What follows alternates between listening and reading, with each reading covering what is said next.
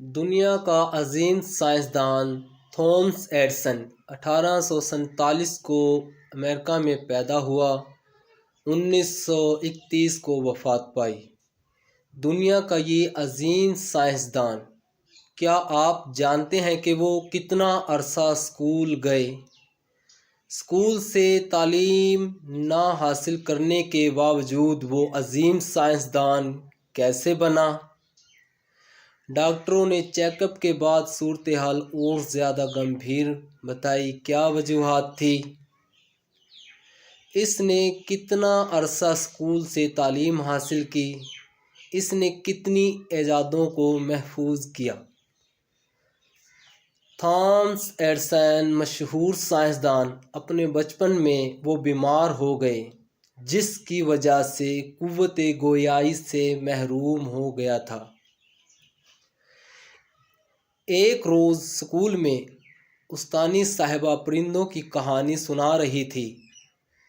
Thomas Edison اٹھا اور بولا، میڈم، انسان پرندوں کی طرح کیوں نہیں اڑ سکتا؟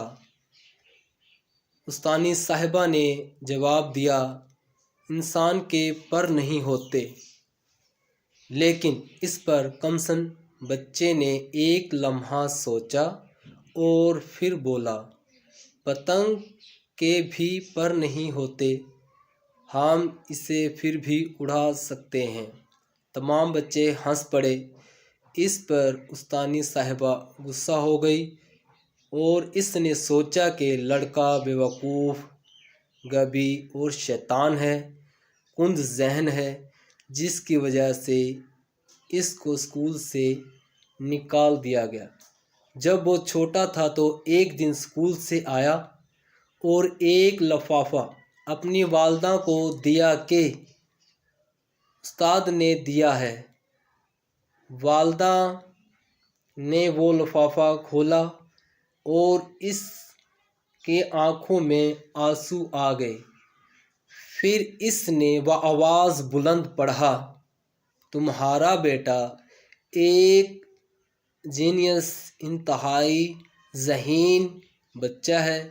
یہ اسکول اس کے لیے بہت چھوٹا ہے اور یہاں اتنے اچھے اساتذہ نہیں ہیں کہ اسے پڑھا سکیں، سو اسے آپ خود پڑھائیں۔ اس کے بعد پڑھانے کی ذمہ داری اس کی والدہ نے لے لی۔ والدین تھامس ایڈیسن کے بارے میں بہت پریشان رہا کرتے تھے۔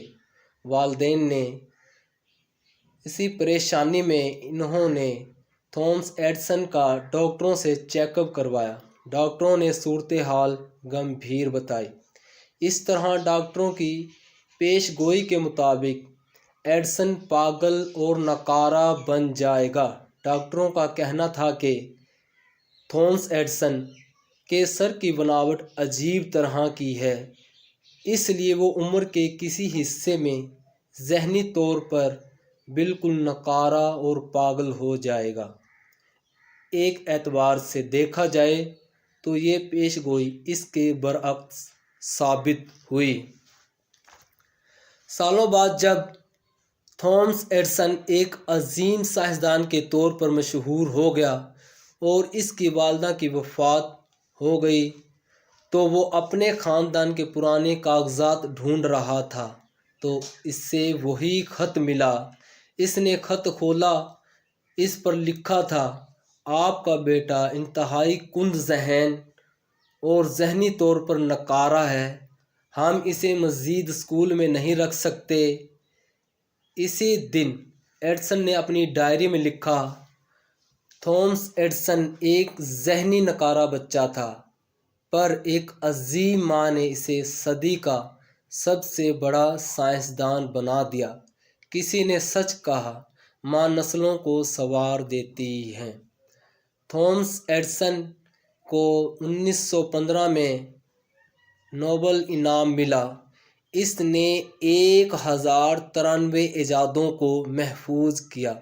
اس نے 1000 تجربات کے بعد بلب کو ایجاد کیا۔ اس طرح وہ دنیا کا عظیم سائنسدان، دنیا کو بہت سی ایجادات دے کے اس دنیا سے روانہ ہوا۔